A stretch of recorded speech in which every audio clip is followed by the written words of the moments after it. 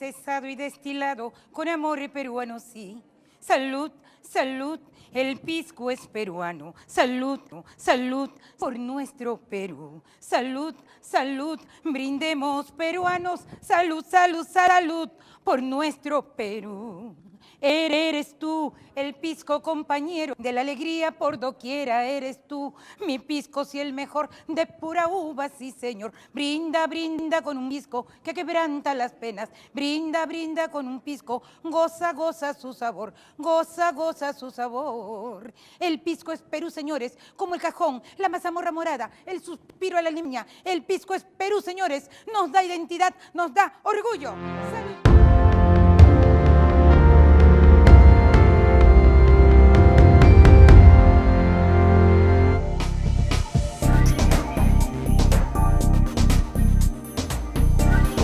La quebranta es, digamos, la cepa emblemática del Perú, la cepa pisquera por excelencia. Es la uva que trajeron los españoles durante la conquista, que fue la Listán Negro, y que aquí mutó de acuerdo al microclima. Fue mutando y se adaptó muy bien al terruño. Estamos hablando de los valles de Ica, que fueron donde, digamos, prendió lo primigenio. Y obviamente se adaptó y mutó, era la Moyar, que mutó a lo que ahora es la quebranta, que solamente se encuentra en el Perú, no lo encuentras en otro país. En ninguna parte del mundo. Exacto. Solamente aquí. Es por eso que decimos que es la cepa emblemática y obviamente es la de mayor volumen que se elabora y se produce en las 5 regiones pisqueras, desde Lima hasta Tacna. Para que el conocedor o el que recién empieza, lo quiere apreciar y conocer, el pisco es un destilado de alta calidad. Estamos hablando de un aguardiente, y un aguardiente está dentro de los parámetros de volumen alcohólico entre los 38 y 48 grados de nivel de alcohol. Y para evaluarlo es catar. Primero lo catamos. Y la cata se compone de 3 fases: vista, olfato y gusto. O sea, catar es juzgar, analizar, evaluar y calificar un producto. Entonces, nosotros tenemos un pisco de las 8 variedades de uva, puede ser un puro, un mosto verde, un acholado. Y lo primero, el primer tip para evaluar si nos están dando un pisco, que es lo primero, es evaluarlo en vista. Entonces, en la copa nosotros tenemos que ver que el pisco solo es límpido, incoloro y transparente, como muchos dicen, un brillante en líquido. No debe tener sedimentos, partículas en suspensión, opacidad. O sea, debe ser incoloro, límpido, transparente.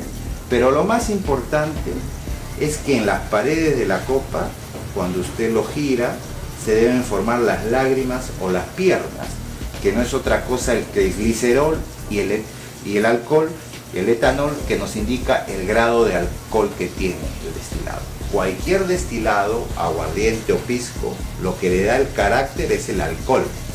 Entonces eso nos indica la gran graduación alcohólica de un pisco. Cuando son gruesas, bien untuosas estas piernas y demoran en bajar, eso nos indica que tiene un buen carácter de volumen de alcohol. Y luego lo más importante es en olfato. Nosotros tenemos que encontrar la tipicidad, o sea, la materia prima, la uva. En este caso la quebranta tiene descriptores aromáticos muy marcados, como a hierba fresca, a cáscara de manzana, a aromas dulces, o de níspero o de pecana. Y eso es lo que identifica mucho aromáticamente a la quebranta. No debe ser nada agresivo, debe ser en nariz límpido y generoso, y luego beber un pequeño sorbo, porque en cata el 80% es en boca. Ahí vamos a ver si este pisco tiene defectos, si está limpio o mantiene la tipicidad o persistencia del varietal con que está hecho, en este caso la quebranta. Entonces damos un pequeño sorbo.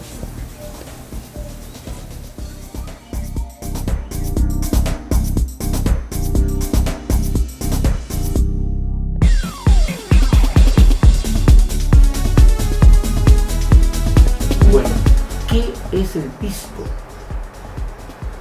Es un destilado único del mundo, es un aguardiente cuya materia prima es la uva.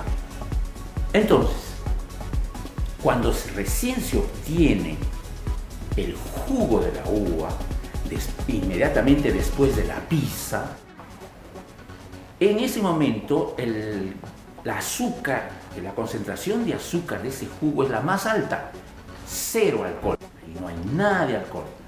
Entonces estos microorganismos, las levaduras propias, naturales, espontáneamente empiezan a tomar ese azúcar y a comérselo, y empieza el proceso de la fermentación, y poco a poco empieza a convertirse ese azúcar, glucosa, fructosa, que es el azúcar, no es sacarosa como el de la caña de azúcar, va transformándose en alcohol.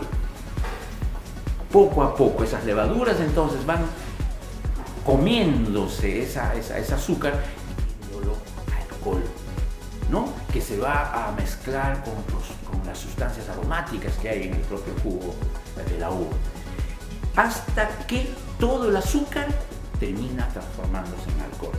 Y en ese momento la fermentación termina, que puede durar 10 días, 12 días, dependiendo del volumen que se pone a fermentar. A eso se llama un mosto fresco recientemente fermentado. Pero ahí ya la graduación alcohólica del vino ya está en su máximo potencial, que puede ser 12, 13, 14 grados de alcohol máximo. La pregunta que yo le haría ahora, si estamos haciendo un vino, ¿para qué vamos a hacer un pisco?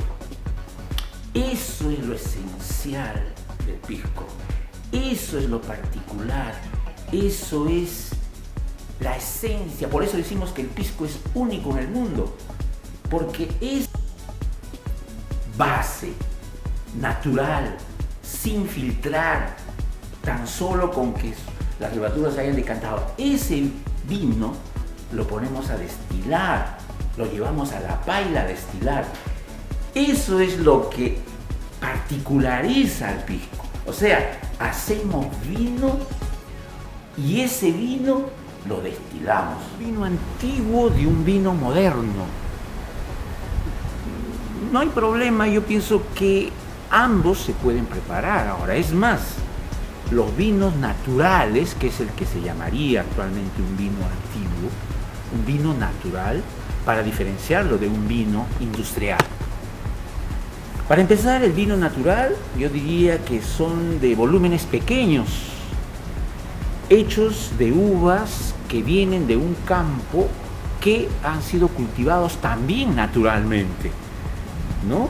No de grandes rendimientos, no de 20, 30 toneladas por hectárea, sino tal vez 4, 5, 8 toneladas por hectárea nada más. O parcelas. O parcelas pequeñas. Eso es, para empezar, el punto de origen de un vino natural.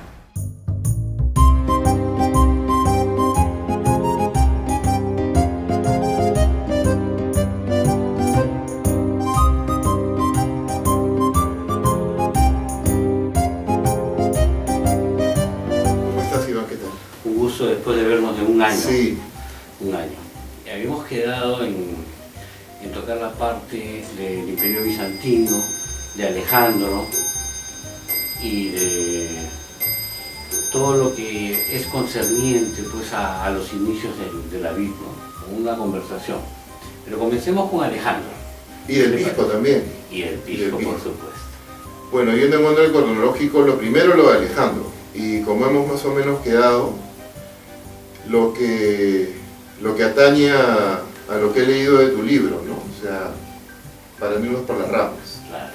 Entonces, en Alejandro, como tú comentas, el tema es hasta dónde llegó la influencia de Grecia en otras culturas para poder luego estrechar el origen de la vid y del pisco, en todo caso, yéndonos hacia lo que corresponde, ¿no?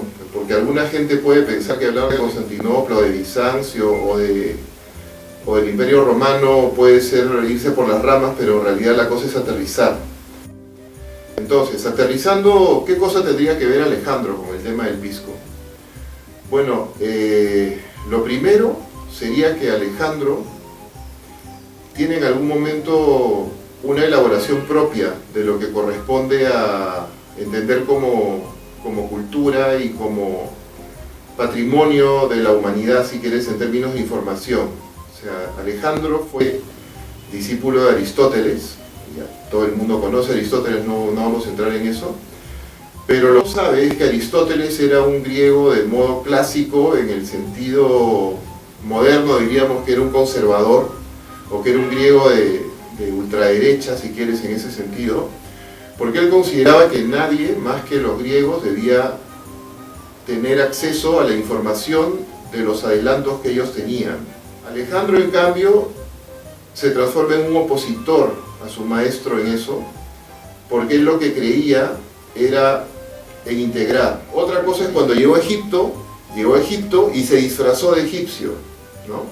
Él se disfraza de egipcio y prácticamente les hace creer a los egipcios que él es hijo de los dioses. Y entonces los egipcios, que eran muy supersticiosos, deciden que sería muy peligroso equivocarse y deciden creerle, y así es como Alejandro, prácticamente sin pelear, se apodera de Egipto. Grecia, al expandirse territorialmente, termina en un momento siendo el imperio helénico, el que funda Alejandro. A la muerte de Alejandro termina repartido entre sus generales y compañeros, porque claro, como él era homosexual, no deja hijos, y tienen que heredar sus generales. Y los generales, Ptolomeo, Sóter, los demás, claro, cada uno hereda una zona. Ptolomeo en el caso de Egipto, ¿no? Se reparten las diferentes zonas del mundo, y en una de estas zonas, unos miles de años antes, se había domesticado la vid, ¿no? Dime, en Medio Oriente. 1000 años antes de Cristo ya habían colonias griegas. En realidad, casi 3000 años antes de Cristo, 3000. habían colonias cretenses, colonias minoicas. Cuando los minoicos, más o menos en 1600, 1700 antes de Cristo, ya estaban mal, son invadidos por los dorios, por los carios y por otros pueblos que en realidad bajan del norte de Europa. O sea, lo que 1000 años después va a pasar con los turcos, que bajan de Turkmenistán e invaden a los romanos, que también incluían a los griegos dentro del Imperio Romano. Bueno, claro, a uno le revela eso, que los turcos se regresen al Cáucaso, no sé, ¿no? Pero la verdad, los dorios, que son, por decirlo así, la mitad, un 50% o 30% de lo que luego constituye lo que llamamos griegos, también bajaron en algún momento de otra parte. O sea, los griegos hace 5000 años no estaban en Grecia. En Grecia lo que habían eran minoicos. Los mesopotamios eran mucho más bebedores de vino y cultivadores de vides y uva, y ellos también se expandieron. No te olvides que los mesopotamios llegan, ¿no?, con los persas, llegan hasta Grecia para conquistarla también y tratar de hacerla parte de su imperio, que era también gigantesco. Y es un poco la venganza contra esos ataques y esas campañas la que hace que Alejandro termine derrotando a los persas, trayéndose abajo el antiquísimo imperio persa, y una vez, pero en esas campañas es donde se pasan conocimientos y costumbres, siempre ha sido así. ¿Por qué se habla de imperio bizantino? ¿Por qué hablan de imperio romano de Oriente? Porque lamentablemente unos años después, un rey francés, que era un rey bárbaro, decidió coronarse emperador romano, y un papa de Roma, que estaba ya fuera del imperio, porque había quedado fuera de la frontera de un imperio que se había ido reduciendo por los avances de los bárbaros como los franceses y los alemanes. Este obispo de Roma, que había quedado afuera del imperio, para llevarse bien con el rey de los galos, le dijo: yo te corono emperador. No tenía derecho, porque el emperador estaba en Constantinopla, pero lo corona emperador de los romanos. Es una cosa totalmente ridícula, porque no le correspondía ni por tradición, ni por idioma, ni por nada. Pero los franceses, cuando escriben su historia, no te van a aceptar que su gran emperador Carlomagno era una estafa. Entonces ellos deciden llamar al imperio romano bizantino, para que no quede Carlomagno como un usurpador y como un estafador, si quieres, ¿no? Entonces, ese es el origen equivocado.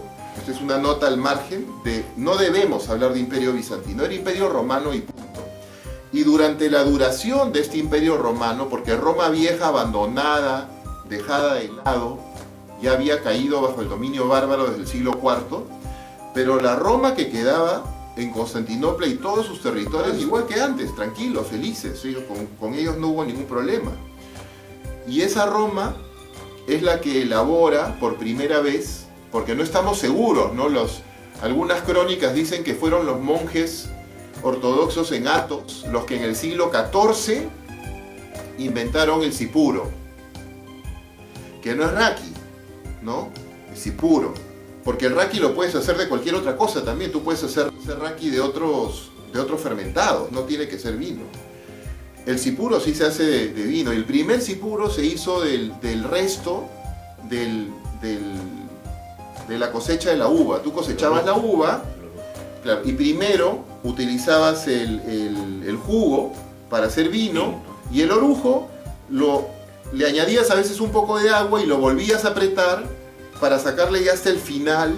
Es como decir un aguapié aquí. Claro, como un aguapié, ¿no? Y ese fue el origen en todo el mundo, porque en todo el mundo que fabricaba vino, para aprovechar hasta el máximo, después le daban una apretada a lo que quedaba del orujo para sacar. Ahora, muy tempranamente se empieza a hacer también destilado de la uva completa.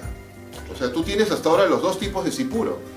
Tienes el sipuro que se hace solamente con el orujo y tienes el sipuro que se hace con el jugo de uva. Hay algunos cultivos que son casi naturales a ciertas culturas y ellos cuando viajan los llevan consigo, ¿no? Los europeos cuando llegan, de los primeros cultivos que traen son las vides, los olivos. Ahora, sí, en el siglo XIV, más o menos, tenemos que se origina el sipuro en alguna zona de Grecia. ¿No? Muchos dicen que el monte Athos, Macedonia. Puede ser, otros hablan de Macedonia, ¿no? Ahora, en todo caso, para lo que nos concierne, lo bueno es que si se origina el siglo XIV, en el siglo XIV, 1300 algo, todavía no se ha descubierto América. Entonces ahí sí queda muy claro que el procedimiento por el cual se genera este tipo de brandy, porque dentro de la clasificación de licores el pisco viene a ser un brandy de uva, pues definitivamente se origina en Europa. Y el procedimiento, ahí es donde está la discusión, ¿no? Puede haberse generado de una manera, a alguien se le ocurrió localmente, o alguien puede haberlo importado. Por esto es que nos sacó de un gran tema de discusión el descubrir el testamento de Petros Manolis, porque ahí él establece que estaba destilando de uva. Entonces ya sabemos que esto sucede, y eso además evidentemente nos permite jalar un poquito más, intuir que si es un griego el que está destilando, y en toda Creta y en Macedonia, pero sobre todo en Creta, en todos los pueblitos, la gente sabe cómo hacer su trago. Puede ser raki, puede ser sipuro, puede ser uso, puede serlo con anís, sin anís, de esto, de aquello, pero todo el mundo sabe por qué, por esta especie de instinto.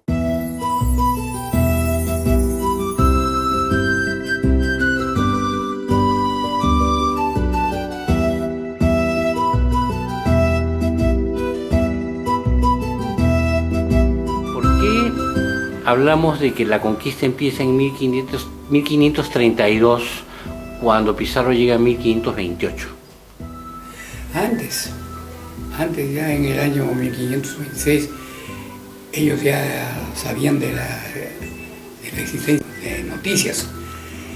Y ellos llegan 26, 1528, llegaron hasta Chimbote, hasta la desembocadura del río Santa. Ellos le pusieron el nombre de Río Santa porque llegaron pues el 1 de mayo, el día de Santa Cruz. El río completo es Río de Santa Cruz. Ahora nosotros decimos más Río Santa, no nos hemos olvidado. Y si alguien piensa en otra forma es porque no saben, pues no leen, no estudian. Eso es, sí. Ellos fundan la primera ciudad española. Estamos hablando de Jauja. No, esa no es la primera. Jauja es la segunda. ¿Cuál sería la primera ciudad? Es San Miguel de Tancarará, a orillas de la desembocadura del río Piura, Ya. que después desapareció y se trasladó más adentro del río. Daron ya, la segunda fue en Jauja, pues, ya como capital del Perú. Pero resulta que Jauja en aquella época tenía un pésimo clima. Habían nevadas día y noche en el invierno, mucho frío.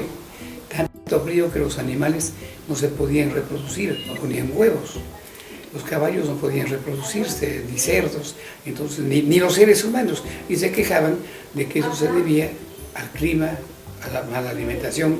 Entonces ellos pedían que se los reubique con un clima saludable.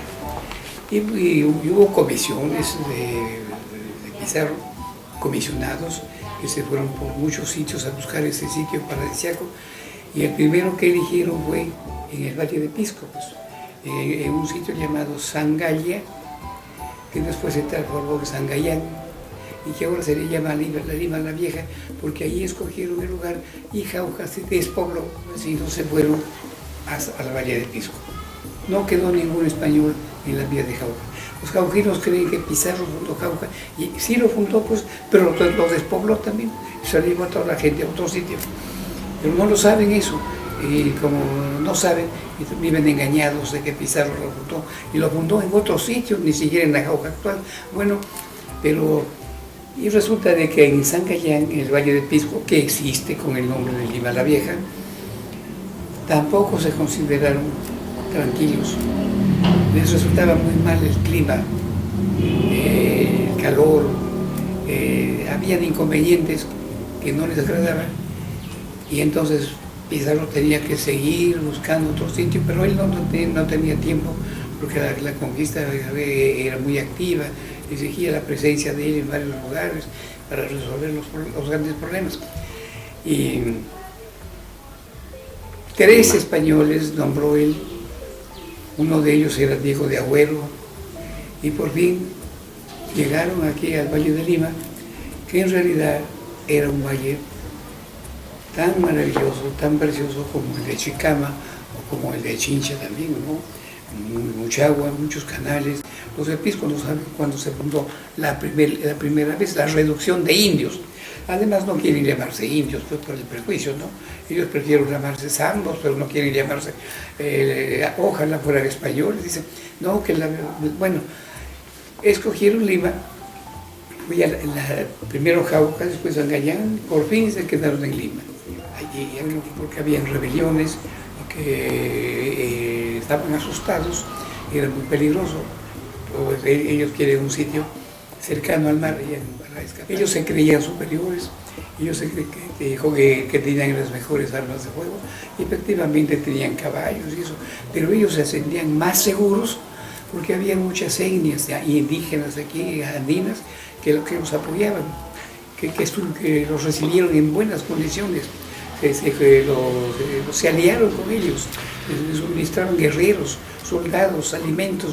A los españoles no les costó nada invadir el Perú y adueñarse del Perú. Así. Más bien se portaron mal los españoles, porque a pesar de que les brindaron tanta ayuda y los recibieron con los brazos abiertos, los cañares, los chachapoyanos, los huancas, ellos se portaron muy mal, explotaron abusivamente, maltrataron abusivamente, miraban con desdén al indígena, los prejuicios raciales que hay en los europeos. Un genocidio. Los europeos que vinieron con Pizarro, ni siquiera de la alta nobleza española, ni siquiera de la clase media española, era gente popular del pueblo, analfabeta, vulgar, pero así es. Eran las dos cosas, el poder da la riqueza. Iban a tener las dos cosas el que ganara. Y el que resultó ganando fue Pizarro. Y Pizarro tenía no solamente soldados españoles que lo apoyaban, y a quienes les prometía dar muchas encomiendas, tierras, tributos, sino que tenía la alianza de los huancas. Y los huancas fueron los que pelearon. Ellos participaron en más de 20 batallas a nombre de Pizarro, a nombre de España. Ellos defendieron a Pizarro. Y Almagro ya era un hombre que había perdido un ojo y ya no veía. Es como un chofer actual con un ojo que no maneja bien el carro. Ella no manejaba nada, y además Pizarro, como la mayoría de los conquistadores, padecía de una enfermedad terrible, incurable, estaba sifilítico, ¿no? Sí, la mayoría. Entonces la guerra por el poder, por la riqueza, la ganó Pizarro, pues. Y cuando se pregunta, ¿y por qué Pizarro y no Almagro? Porque Pizarro era un hombre de vida más ordenada, más estoica. En cambio, los almagristas eran de vida desordenada. Y Pedro de Caña creo que era aliado de Almagro Hermoso. Lo apoyaba el hijo. Sí, del hijo Almagro. Entonces, eso quiere decir que Pedro de Caña tuvo esa importancia. Y dada la situación de Pedro de Caña, él no pudo enriquecerse. No pudo. No pudo enriquecerse, porque él pertenecía al bando de los perdedores, pues. Sí. Y a los perdedores almagristas les quitaron todas las pobres encomiendas que les había tocado, los botaron de la ciudad del Cusco, de la ciudad de todas partes. Sí. Bueno, ¿qué es lo que sucede cuando surge una guerra civil y son opositores, donde los opositores de la nación se comportan peores que los opositores internacionales? Estando Pizarro en Jauja, ¿no?, se entera de que, o sea, llega la noticia y se entera de que por el norte de las costas del Perú llegaban algunos aventureros. Estos aventureros estaban pues con ganas de saquear, ansiosos, ¿ya?, de la riqueza de nuestra patria, de nuestro Perú, ¿no? Es ahí donde Pizarro, ¿no?, en Jauja, crea el municipio provisional y junta a los regidores y nombra, ¿no?, a Nicolás de Rivera el Viejo, ¿ya?, con 2 veedores, para que así vayan a ver qué pasaba en esa zona, ¿no? Pero, ¿no?, al llegar a esa zona, ¿no?, ya se encontraba el aventurero, el capitán Pedro de Alvarado. Era el capitán aventurero que ya había pasado por Chincha y se encontraba en Sangaya, ¿no? Es de ahí donde se encuentra con Nicolás de Rivera el Viejo, quien negocia con Pedro de Alvarado, ¿no?, una cantidad, ¿no?, con la finalidad, ¿no?, de que todas sus tropas, su gente y sus barcos estén a disposición de Pizarro. Y así fue, así sucedió. Por los años 1580, Francis Drake, un pirata inglés, fue contratado por la corona española. ¿Cuál era la finalidad de ese contrato? ¿No? Era protegerse, ¿no?, de los piratas ingleses. Al contratar a Francis Drake, tenía, ¿no?, la defensa para que sus barcos de la corona española no sean atacados. Es así que la corona lo manda al Perú y viene Francis Drake a través del estrecho de Magallanes, por las costas del Perú, llega al puerto del Callao y coge a 100 prisioneros.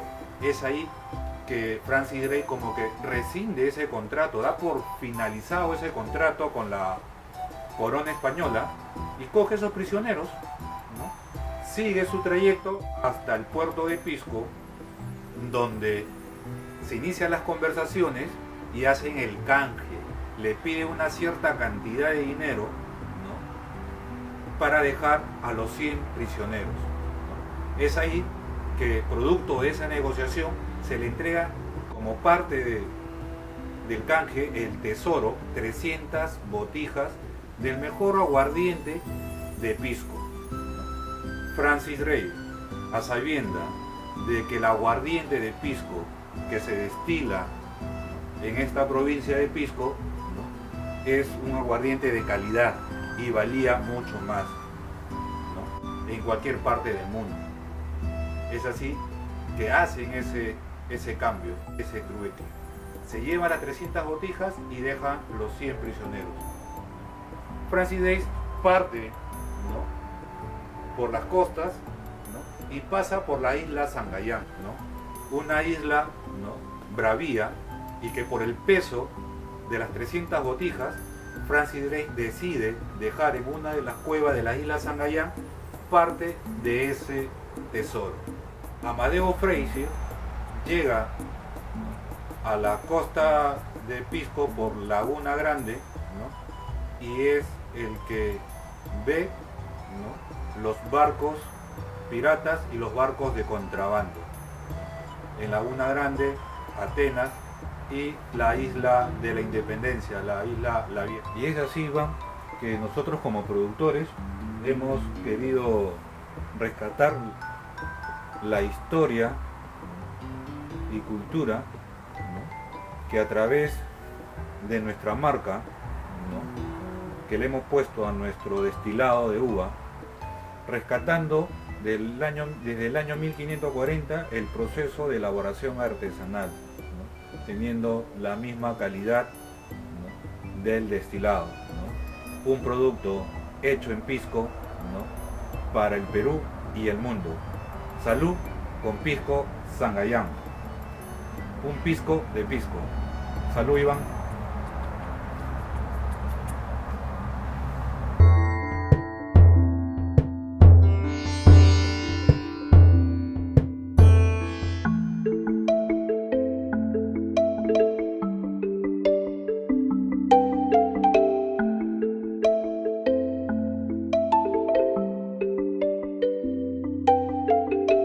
Mi tatarabuelo Pedro Llega Garasópulos llegó a San Andrés aproximadamente entre 1865 al 70 y se casó con Flavia Falconi de la Cruz, hija de griego Juan José Falconi Albáñez. Yo soy cuarta generación de Yica y quinta generación de Falconi. También se afincaron en San Andrés los griegos Juan Cóminos, Batiquiota Canelo, Mítere Constantino, y luego llegaron la familia Camiche, Papafabas y Panay.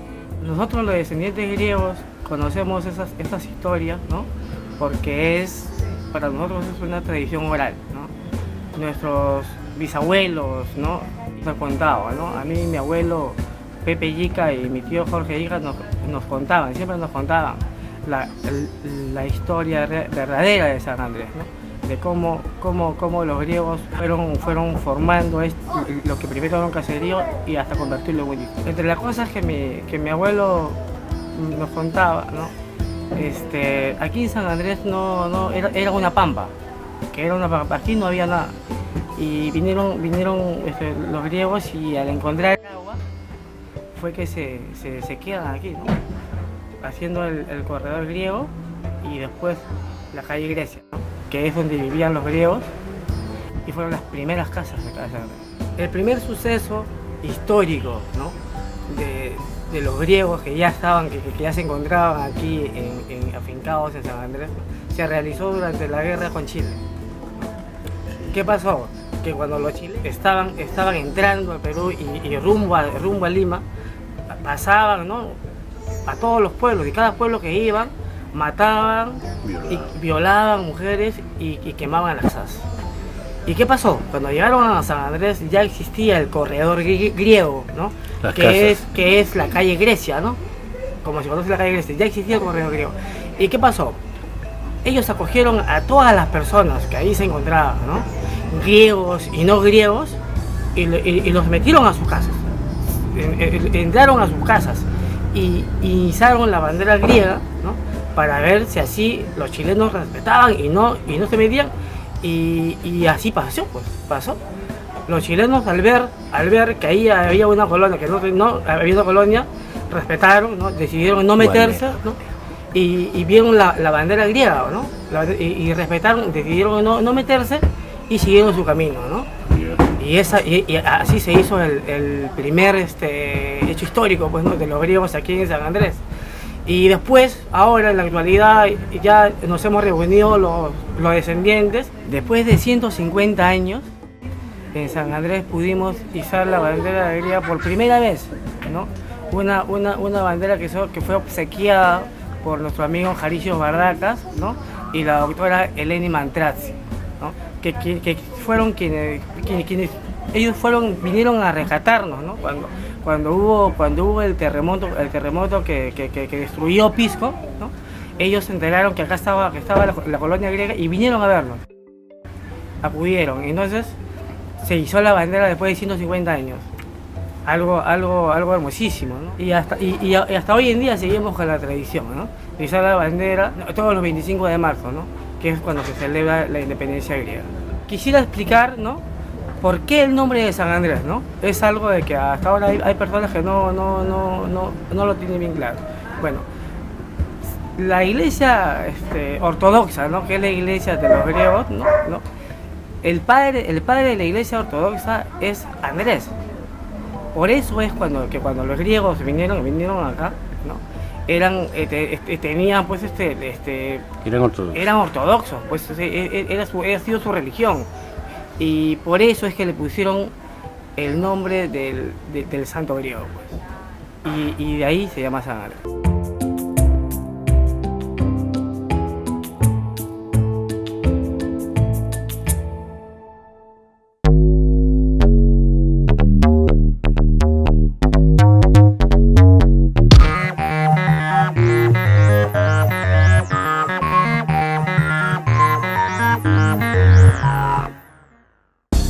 ¿Cómo fue la aventura de encontrar el testamento de Pedro Manuel?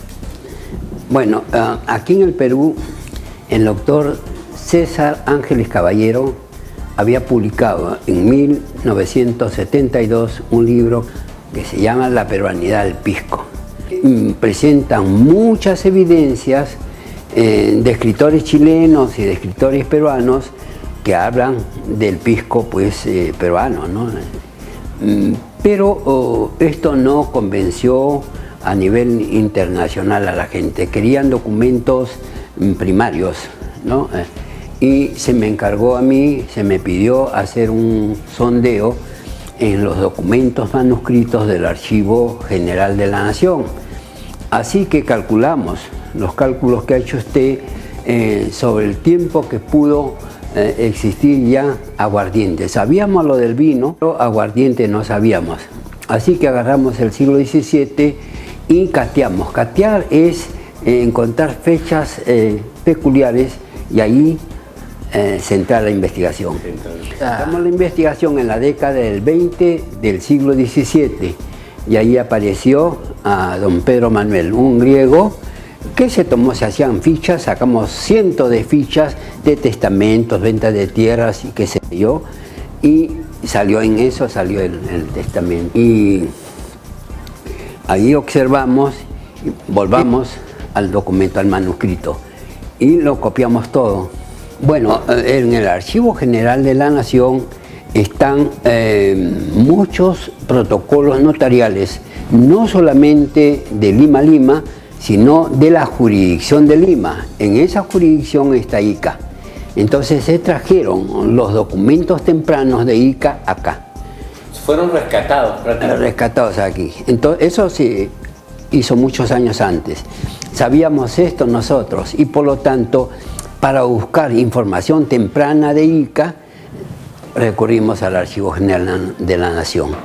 Y como les digo, escogimos el año porque hay un cronista, León Portocarrero, que habla de la venta de alcohol, de aguardiente en Lima en el año 1620. Entonces dijo, por acá está, con esa información comenzamos a bajar al documento, porque son miles y miles de hojas, entonces hay que tener intuición y tacto. A ver, y entonces agarramos la década del 20, del 10, del siglo XVII y comenzamos año por año, despacito, año por año, hasta que aparecían 20 tierras, venta de esclavos, compra de tierras, y don Pedro Manuel que está comprando alquilando una hacienda, una viña, y después comprando unas casas con corral y qué sé. En Ica aparece don Pedro Manuel, hasta que llega al testamento. Yo dije, ¿qué hace este griego? Porque él es muy orgulloso, su paisano. Dice, Pedro Manuel, el griego. Que apunten el griego. Entonces, decía, yo soy griego. Y entre comillas aparece el griego. En la escritura va a ver usted Pedro Manuel, el griego abajo, entre comillas. Quería. Orgullosa de su raíz. Sí, orgulloso, no quería perder su nacionalidad, su lugar de origen. Y así hace pues el testamento, que usted lo va a ver, y ahí dice que tiene una una caldera, ¿no? Con su cañón y qué sé yo todo, ¿no? Y además tienen muchas botijas llenas de aguardiente, ¿no? No se llamaba pisco sino aguardiente. Después ha sido el traslado del nombre de pisco al aguardiente. Sí. Así que lo encontramos ahí. En ese momento nosotros no, aleluya, aleluya, no, sino fríamente cogimos, analizamos el documento. Entonces una vez que se coge 1613, entonces comenzamos a bajar 5 para acá, 5 para acá, para arriba y para abajo. Entonces comienzan a aparecer muchos documentos relacionados con Pedro Manuel, ¿no? Y ya lo conocimos, que es un griego comerciante, ¿no es así? Que tiene una mujer, una malaca, que ha sido su esclava y la hace su mujer, y tiene dos hijos que lo deja. Entonces, no son mestizos de India peruana, sino de India malaca, de Malaca. Entonces, ese es interesante. Y además, miren ustedes, me hace recordar a don Fernando Montenegro, es el primer productor de vino acá en Lima, que sí, él sí no se casa, sino se compromete con 5 indígenas peruanas y tiene 6 hijos, mestizos, sí. O sea, Pedro Manuel tiene hijos mestizos de griegos con malacos. Y Fernando tiene hijos, o sea que no había ese asco racial de parte de los griegos, porque a veces hay asco racial que no se juntan con la gente que ha sido conquistada. Pero en este caso no. Pedro Manuel, y la evidencia es que a su esclava que la compra, no, la hace su mujer y le da carta de libertad, con la que él tiene 2 hijos, que es una actitud democrática de primera. Y eso se debe subrayar en la historia del mundo. ¿En 1540 ya había uva? Claro. Miren, también se discutía esto, hay muchas discusiones, pero en los últimos tiempos el ingeniero Guillermo Toro Lira ha hecho investigaciones sobre los orígenes de la uva. Él hizo buenos trabajos sobre el pisco y esclareció que el pisco pues se llamaba pisco antes de no sé qué. Pero en esta oportunidad ha bajado ya los documentos del Archivo General de la Nación y allí ha encontrado la Fundación de Pisco. La Fundación de Pisco la ha transcrito y la ha publicado. Bueno, este documento es público, o sea que así como él, otros seguro lo han encontrado, ¿no es cierto? Y se han publicado. Entonces ahí está lo que usted está planteando. Los primeros que llegan a Pisco, ahí entre los nombres que está publicado, el doctor Guillermo Toro Lira lo ha publicado, el testamento.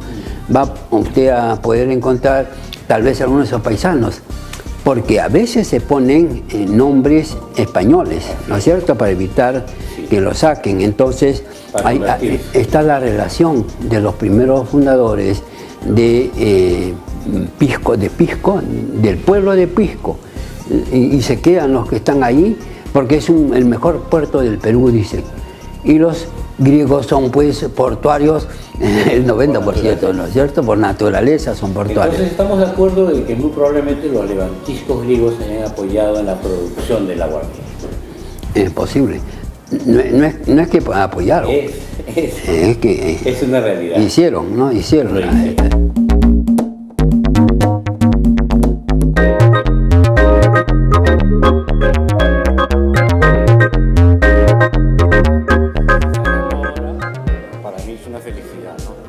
Era un hueco que te faltaba. Eso es lo que nunca se había hecho antes. La gente quería hablar del tema, se limitaba a ver a los cronistas. Los cronistas ya se encargaron de eso. No habían uvas en el Perú hasta antes de 1539. Eso lo dijo el padre Vicente de Valverde. Hay un testigo que dice que Montenegro plantó las uvas en el tiempo de Francisco Pizarro. Francisco Pizarro estaba vivo. Francisco Pizarro murió en julio de 1541. Entonces, Y había, o sea, que fue en ese periodo. O sea, más no lo puedes tener.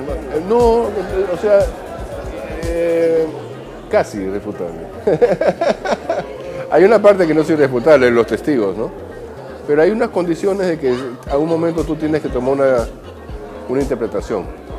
A lo mejor la interpretación no es 100%, hay que amoldarla, o sea, pero todos estamos contribuyendo. Tú estás contribuyendo con lo de los griegos, todo el mundo contribuye y poco a poco se arma el rompecabezas y se llega una verdad. Y a lo mejor uno, el que no está haciendo nada, el que no se equivoca, el que no está haciendo nada. ¿Ya?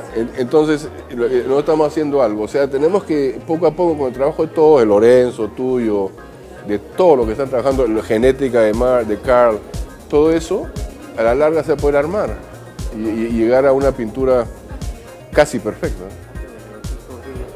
Sí, es una teoría muy aceptable y que empalma con Pedro Manuel, ¿no? O sea que está válida. Sí, está válida. Pero hay una parte de que la continuación, en mi libro es la primera parte. La segunda parte quedó en un artículo que va a ser publicado en el Instituto Francés de Estudios Andinos.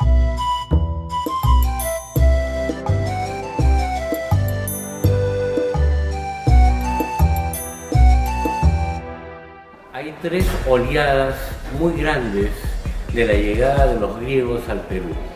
La primera con Pedro de Candia, con la misma llegada de los conquistadores de Pizarro. La segunda en la colonia griega de San Andrés en 1860.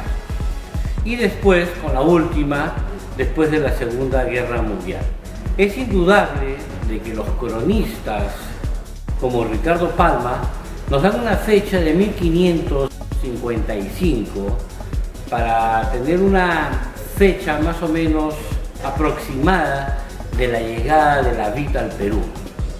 Pero 1555, con el Marqués de Caravantes, procedentes de las Islas Canarias, y recién 1560 para tomar un primer vino criollo, es una fecha muy tardía.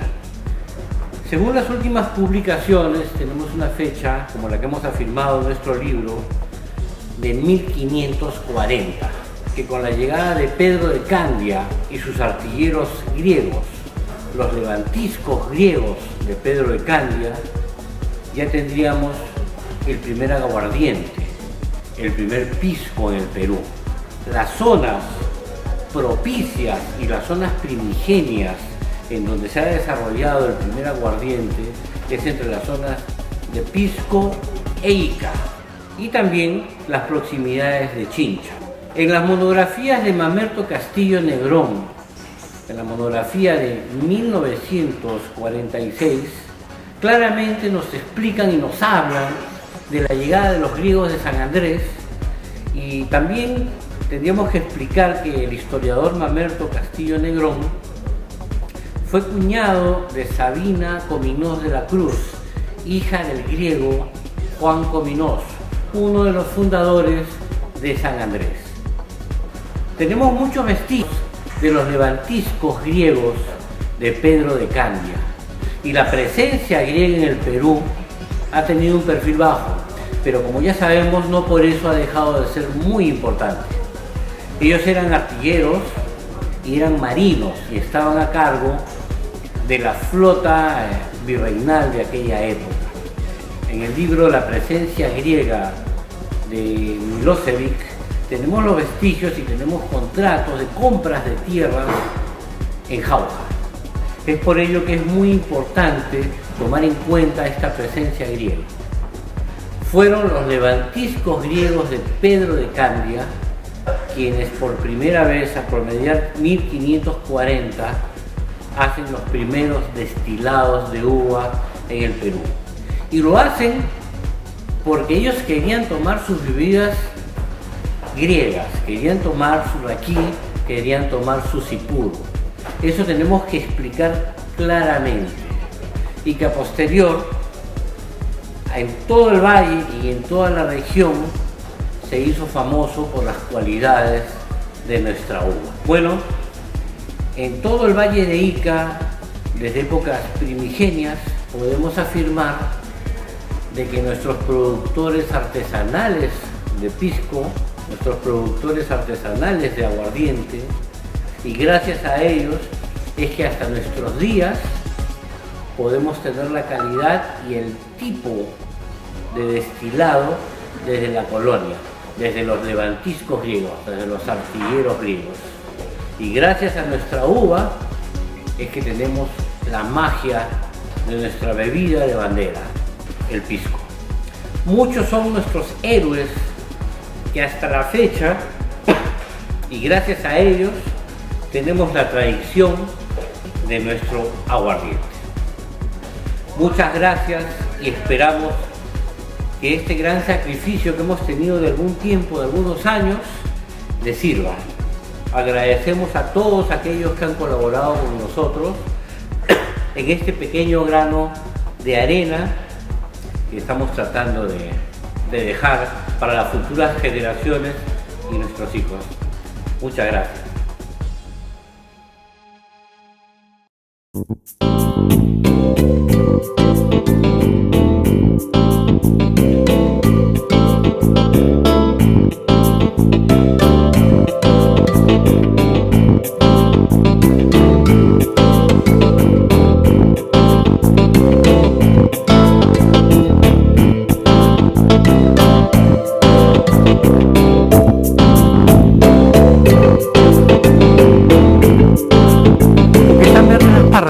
Las uvas. Todavía no es su tiempo de maduración. Esta uva se llama Gras. Todavía falta que en vez de marzo es la vendimia, que ya la uva se ponen dulces y ya se cosecha para hacer el licor, el vino, el pisco. Es uva quebranta, la uva negra. Y esta uva también es buena para el consumo humano, esta no es uva transgénica que no tiene aditivos ni químicos. Es natural. Y las parras de la vid están, ¿cómo se llama? Duran una duración de 50 a 70 años. ¿Cuánto tiempo tienes estas parras? Más o menos como 70 años. Pero depende del cuidado y del abono, pueden durar hasta casi el 90% en el caserío de Camino de Rey en Ica.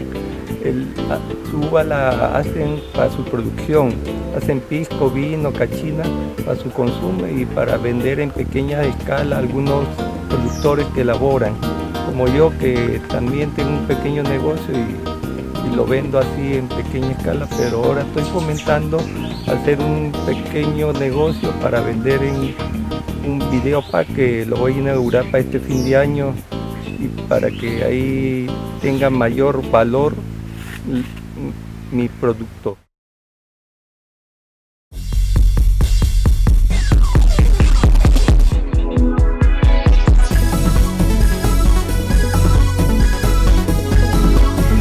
Nuestros viñedos datan ya desde finales de 1800. Ya, mi bisabuelo José Leónidas Echegaray ya compró este fundo y aquí del Parronal, en la esquina del Hongar, ya existían esos documentos, esas escrituras. Tenemos un documento de 1910, posteriormente otro de 1915, ha ido comprando de pocos este fundo, hay otro de 1922, ¿ya? Entonces estamos hablando ya casi de más de 100 años de historia. Él vino y plantó los primeros viñedos, los primeros parrales de uva quebranta, porque en esa época pues la gente tomaba mucho pisco aquí en Ica, más que en Lima, más que en todo el Perú. Ica es la cuna del pisco. ¿Ya? Aquí la gente acostumbra a tomarlo así, pisco puro, pero buen pisco, no adulterado. ¿Ya? De los propios viñedos, cuando uno viene a la campiña toma buen pisco. Ahora, nosotros en este fundo hemos conservado todas las parras, hemos mugroneado, hemos conservado las cepas, las uvas quebrantas. También heredamos uvas Mollar, que ya se está extinguiendo en el valle, Mollar, que es más dócil, más sensible, más ligosa. También conservamos la uva Moscatel, la legítima, la original. ¿Ya? La Moscatel, tenemos también Albilla, la pura Albilla de Ica. Ya tenemos aquí Torontel, ¿ya? Tenemos, en cuanto a pisqueras se refiere, todas las que te estoy mencionando son uvas pisqueras. Estamos en el caserío del lugar del distrito más antiguo de Ica, como es el distrito de San Juan Bautista. Hay un dicho que dice: en San Juan nació el pisco y en Ica nació la patria. Somos una tierra en la cual es el distrito más antiguo de Ica. Data este distrito de la Fundación Española con Nicolás de Rivera el Viejo, que en la hacienda San Juan de Bellavista se estableció. De ahí, bueno, vino Ramón Castilla en 1855, la creó, creación política. Es netamente la producción de pisco, muchas haciendas cercanas que se dedican a la producción de pisco, y ahora hay negocios. Estamos en la misma ruta del pisco, A ver, vamos a probar un vinito de aquí, del Parronal. Vamos a probarlo. A ver. Salud, Les. Cheers. Salud, Nacho. I was fortunate 10 years ago to meet this man here, and he invited me one day to come, and I'm from Tennessee, and there's a lot of country, nice, similar things in Tennessee. We grow a lot of fruits, vegetables. Here, the grape is the main crop, and they make excellent wine and excellent pisco. Pisco's a new product for me. The gringos, so to speak, don't know too much about pisco, but I feel like I have been blessed to taste the best of the earth here in Peru. Peru is very famous for the food. Peru is very famous for many things, especially good drinks, good wine, and good pisco. Cheers.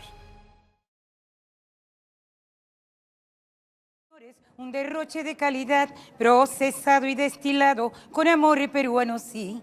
Salud, salud, el pisco es peruano. Salud, salud por nuestro Perú. Salud, salud, brindemos peruanos. Salud, salud, salud por nuestro Perú. Eres tú el pisco compañero de la alegría por doquiera. Eres tú mi pisco, si el mejor de pura uva, sí señor. Brinda, brinda con un pisco que quebranta las penas. Brinda, brinda con un pisco, goza, goza su sabor. Goza, goza su sabor. El pisco es Perú, señores, como el cajón, la mazamorra morada, el suspiro a la limeña. El pisco es Perú, señores, nos da identidad, nos da orgullo. ¡Salud!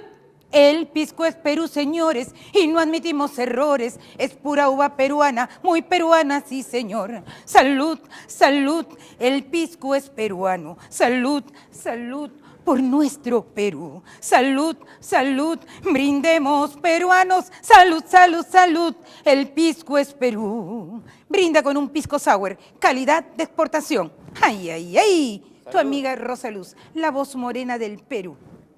Salud, amigo mío.